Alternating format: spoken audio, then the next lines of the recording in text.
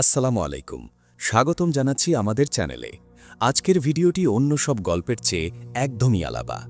আজ আমি আপনাদের এমন এক সত্য ঘটনা শোনাতে যাচ্ছি যা শুনলে আপনারা হয়তো বিশ্বাস করতে পারবেন না, কিন্তু এটি আমাদের সমাজেরই এক অন্ধকার সত্য। আমরা সবাই জিনের কথা শুনেছি, কোরআন হাদিসে পড়েছি জিন জাতির ব্যাপারে, কিন্তু বাস্তবে কি জিন মানুষের প্রেমে পড়তে পারে? পারে কি একজন মানুষের সাথে একজন জিনের সম্পর্ক তৈরি হওয়া? আর যদি তৈরি হয় তবে তার পরিণতি কি হয়?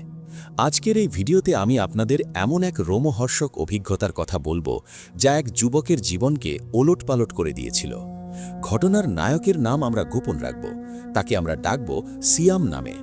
সিয়ামের সাথে যা ঘটেছিল সেটি জানার আগে আপনাদের মন খারাপ থাকলে ভিডিওটি এখনই বন্ধ করে দেওয়া উচিত, কারণ গল্পটি শুনলে আপনার মেরুদণ্ড দিয়ে হিমশীতল স্রোত বয়ে যাবে। তো চলুন কোনো কথা না বাড়িয়ে শুরু করা যাক সেই ভয়ঙ্কর অভিজ্ঞতার বর্ণনা। সিয়াম ঢাকা শহরের একটি কোম্পানিতে চাকরি করত। বয়স তখন প্রায় ২৭। দেখতে সুশ্রী, চাকরিও ভালো, কিন্তু সিয়ামের জীবনে একটা বড় অভাব ছিল, আর তা হল সঙ্গ। বন্ধুবান্ধব থাকলেও মনের কথাগুলো শেয়ার করার মতো কেউ ছিল না। সিয়ামের স্বভাব ছিল একটু অন্তর্মুখী। সে বেশিরভাগ সময় কাজ শেষ করে বাসায় ফিরে একাই সময় কাটাত। তার ফ্ল্যাটটি শহরের একটু নির্জন প্রান্তে ছিল, যেখানে খুব বেশি মানুষজনের আনাগোনা ছিল না। সিয়ামের অফিস শেষ হতে প্রায়ই রাত হয়ে যেত। একদিন শীতকালের এক রাতে সিয়াম অফিস থেকে বের হলো। রাস্তায় তখন ফুটপাতে মানুষজন কম, শীতের হিমেল বাতাস বইছিল। সিয়াম তার মোটরসাইকেল নিয়ে বাসার দিকে রওনা দিল। রাস্তাটা ছিল অনেকটাই ফাঁকা। হঠাৎ শহরের বাইপাস সড়কের একটা নির্জন মোড় পৌঁছতেই সিয়ামের মোটরসাইকেলটা একটা অদ্ভুত শব্দ করে বন্ধ হয়ে গেল। ইঞ্জিন একদম নিস্তব্ধ। সিয়াম অনেকবার চেষ্টা করল, কিন্তু বাইক স্টার্ট নিল না। সময় তখন রাত প্রায় ১টা। চারপাশের পরিবেশ ছিল পিনপতন নীরব। দূরে কোথাও কুকুরের ডাক শোনা যাচ্ছিল। সিয়াম বাইক থেকে নেমে হেলমেটটা খুলল। সে চারপাশটা দেখল। রাস্তার এক পাশে একটা পুরনো পরিত্যক্ত বাড়ি, আর অন্য পাশে বটগাছ। স্ট্রিট লাইটটাও জ্বলছিল না, শুধু চাঁদের আলোয় চারপাশটা একটু দেখা যাচ্ছিল। সিয়ামের মনে একটা অস্বস্তি কাজ করতে লাগল। সে ফোন বের করে টর্চ জ্বালালো এবং বাইকের ইঞ্জিন চেক করতে লাগল, কিন্তু বাইকে কোনো যান্ত্রিক ত্রুটি ছিল না। সিয়াম বুঝতে পারছিল না হঠাৎ বাইকটা কেন বন্ধ হয়ে গেল। ঠিক তখনই সিয়াম মনে করল রাস্তার ওপাশের গাছের আড়াল থেকে কেউ তার দিকে তাকিয়ে আছে। সিয়াম টর্চটা সেই দিকে ঘোরালো। আলোয় দেখা গেল একটা সাদা শাড়ি পরা মেয়ে রাস্তার পাশে দাঁড়িয়ে আছে। চুলগুলো খোলা, আর মুখটা দেখা যাচ্ছিল না। সিয়াম প্রথমে একটু ভয় পেলেও ভাবল হয়তো কোনো পথচারী সাহায্যের জন্য দাঁড়িয়ে আছে।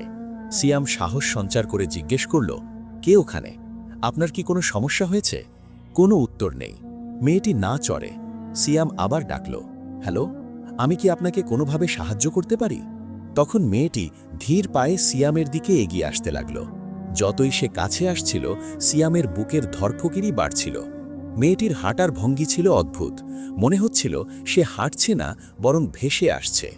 যখন সে সিয়ামের খুব কাছে এলো, তখন চাঁদের আলোয় তার মুখটা পরিষ্কার দেখা গেল। সিয়াম তাকিয়ে হতবাক হয়ে গেল।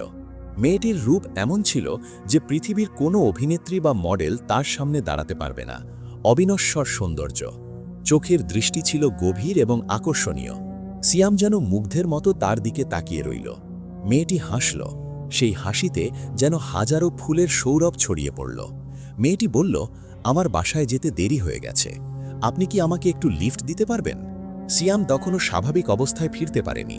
সে বোকার মতো উত্তর দিল, লিফট? কিন্তু আমার বাইক তো খারাপ হয়ে গেছে। মেয়েটি আবার হাসল এবং বলল, বাইক ঠিক হয়ে যাবে, আপনি শুধু চেষ্টা করুন। সিয়াম অবাক হয়ে দেখল বাইকের চাবিটা ঘোরাতেই ইঞ্জিন একদম ঝরঝর শব্দে স্টার্ট নিল।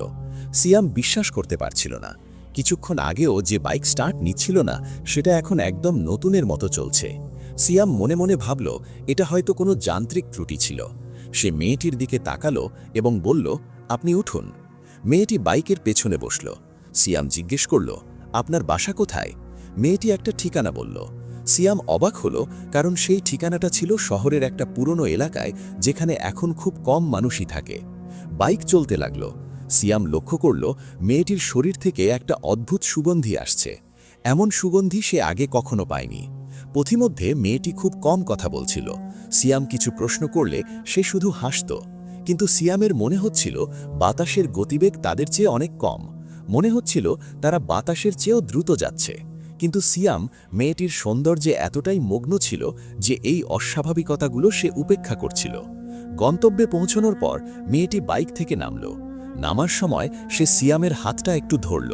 সিয়াম অনুভব করল মেয়েটির হাত ছিল বরফের মতো ঠান্ডা। মেয়েটি বলল, ধন্যবাদ আপনাকে। আমার নাম তানজিলা। আশা করি আমরা আবার দেখা করব। সিয়াম কিছু বলার আগেই তানজিলা অন্ধকারে মিলিয়ে গেল। সিয়াম অনেকক্ষণ সেখানে দাঁড়িয়ে রইল। সে যেন একটা স্বপ্নের মধ্যে ছিল। পরদিন থেকে সিয়ামের জীবন বদলে গেল। সে কাজে মনোযোগ দিতে পারছিল না। সারাক্ষণ তানজিলার কথা মনে পড়ত। সে রাতে আবার সেই রাস্তা দিয়ে যাওয়ার চেষ্টা করল, কিন্তু তানজিলাকে আর দেখতে পেল না। প্রায় 1 সপ্তাহ কেটে গেল। সিয়াম প্রায় হতাশ হয়ে পড়েছিল। এক রাতে যখন সিয়াম বিছানায় শুয়েছিল, হঠাৎ তার ঘরের জানালা দিয়ে একটা ঠান্ডা বাতাস ঢুকল। জানালাটা তো বন্ধ ছিল। সিয়াম উঠে বসল। দেখল ঘরের এক কোণে অন্ধকারে কেউ দাঁড়িয়ে আছে। সে টর্চ জ্বালাতে যাবে, ঠিক তখনই একটা পরিচিত কণ্ঠ শোনা গেল। ভয় পেও না সিয়াম, এ আমি, তানজিলা। সিয়াম চমকে উঠল। তুমি তুমি এখানে কিভাবে এলে, আর এত রাতে? তানজিলা এগিয়ে এলো। সে বলল, আমি তোমাকে ছাড়া থাকতে পারছি না। তোমার মনের কথা আমি শুনতে পাই। সিয়াম অবাক হয়ে বলল, কিন্তু তুমি তো মানুষ, তাই না? তানজিলা একটু অন্যমনস্ক হয়ে গেল। সে বলল, আমি যা তা জানলে কি তুমি আমাকে গ্রহণ করবে? সিয়াম তখন প্রেমে অন্ধ। সে বলল, তুমি যাই হও, আমি তোমাকে ভালোবাসি। সেই রাত থেকে তানজিলা প্রায় প্রতিদিন রাতে সিয়ামের বাসায় আসতে শুরু করল। তাদের সম্পর্ক গভীর থেকে গভীরতর হতে লাগল। সিয়াম মনে করত সে পৃথিবীর সবচেয়ে ভাগ্যবান মানুষ। তানজিলা তাকে এমন ভালোবাসা দিচ্ছিল যা একজন মানুষের পক্ষে দেওয়া সম্ভব নয়। তানজিলার কথা ছিল মিষ্টি, আর আচরণ ছিল অত্যন্ত যত্নশীল। কিন্তু ধীরে ধীরে সিয়াম কিছু পরিবর্তন লক্ষ্য করতে শুরু করল। সিয়ামের শরীর দিন দিন দুর্বল হয়ে যাচ্ছিল। চোখের নিচে কালি পড়ে যাচ্ছিল। অফিসে সবাই তাকে জিজ্ঞেস করত, সিয়াম, তোমার চেহারাটা এমন কেন হয়েছে? তুমি কি অসুস্থ?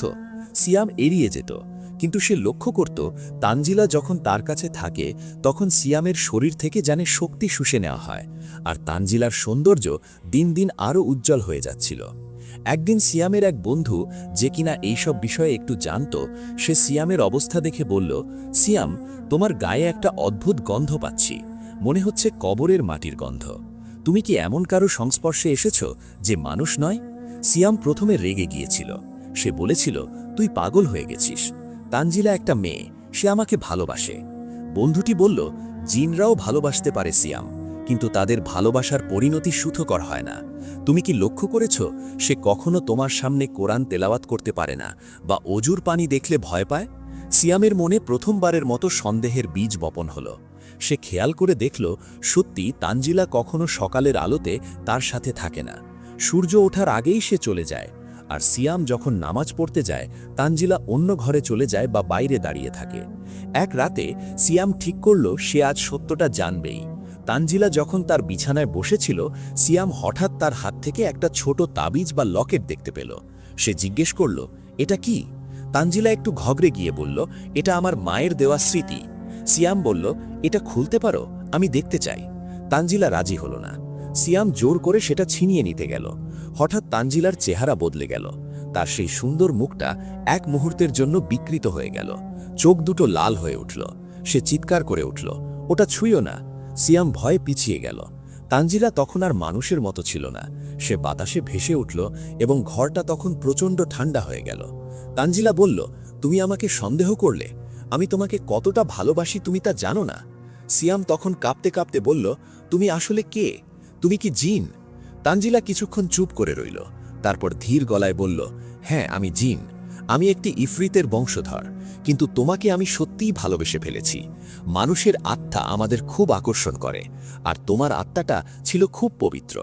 আমি চেয়েছিলাম তোমার শক্তি শুষে নিয়ে আমার করে নিতে, কিন্তু তোমাকে দেখার পর আমার সেই ইচ্ছেটা আর রইল না। আমি শুধু তোমার সঙ্গ চেয়েছি।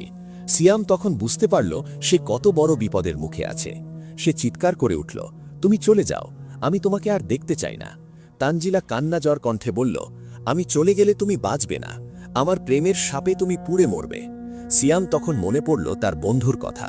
সে দ্রুত বিছানার নিচে লুকিয়ে রাখা এক বোতল জমজম পানি বের করে তানজিলার দিকে ছুঁড়ে মারল। পানি তানজিলার গায়ে পড়ে এক ভয়াবহ শব্দ হল, যেন আগুনের ওপর পানি পড়ার শব্দ। তানজিলা চিৎকার করে উঠল। আহ, তার শরীর থেকে ধোঁয়া বের হতে লাগল। সে আর সুন্দরী মেয়ে ছিল না, বরং এক ভয়ঙ্কর কালো ছায়ামূর্তিতে পরিণত হল। সিয়াম তখন আউজুবিল্লাহি মিনাশ শাইতানির রাজিম পড়তে শুরু করল। ঘরটা তখন প্রায় ভেঙে পড়ার উপক্রম ছিল। জানালার কাঁচগুলো ঝনঝন করে বাজছিল। তানজিলা বা সেই জিনটি চিৎকার করে বলল, তুমি আমাকে প্রত্যাখ্যান করলে, আমি তোমাকে ছাড়ি না। হঠাৎ এক প্রচণ্ড ঝাপটায় সিয়াম অজ্ঞান হয়ে গেল। পরদিন সকালে সিয়ামের বন্ধু তার বাসায় এসে দেখে সিয়াম মেঝেতে পড়ে আছে। সে দ্রুত সিয়ামকে হাসপাতালে নিয়ে গেল। ডাক্তাররা বলল, সিয়ামের শরীরে প্রচণ্ড ডিহাইড্রেশন হয়েছে এবং শরীরের অনেক অংশ পুড়ে গেছে, যেন আগুনের সংস্পর্শে এসেছে। সিয়াম প্রায় 1 সপ্তাহ কোমায় ছিল। যখন সিয়াম জ্ঞান ফিরে পেল, সে আগের মতো ছিল না। সে অনেকটা ভীতু হয়ে গিয়েছিল। সে আর কখনো রাতে একা থাকতে পারত না। সে সবসময় মনে করত তানজিলা তার